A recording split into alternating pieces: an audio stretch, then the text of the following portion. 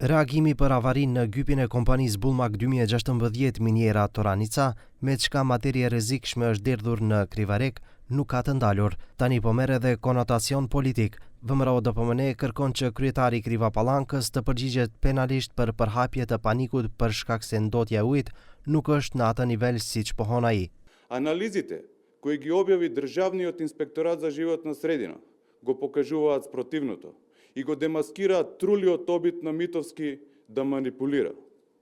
Мизерно е како Митовски не се колебаше да манипулира со најчувствителната тема за граѓаните – безбедноста на водите и почвата, само за да шири паника и ќари некој ситен политички поен пред избори.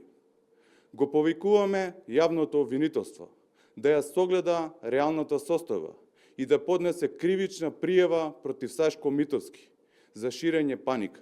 Megjithatë, sipas kryetarit Mitovski, në ujë është konstatuar prania e kadiumit, cianidit, plumbit dhe metaleve të tjera të rrezikshme mbi nivelin e lejuar. Potpuno нејасно како тврдењата на Bullmak 2016 дека загадувањето не е од истекувањето и причината од хаваријата токму од цевката настаната во рудникот Тораница.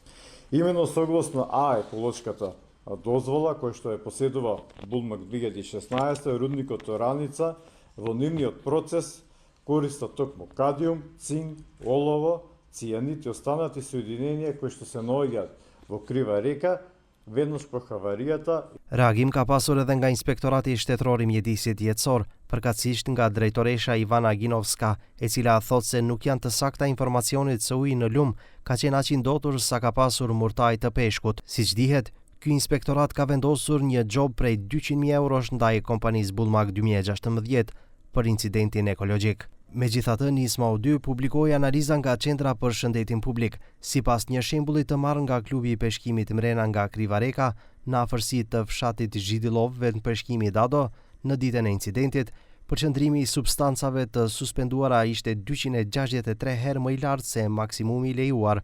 Uji është për 17 herë më i trubull se lartësia e lejuar, gjë që e vendos ujin në klasën e 5.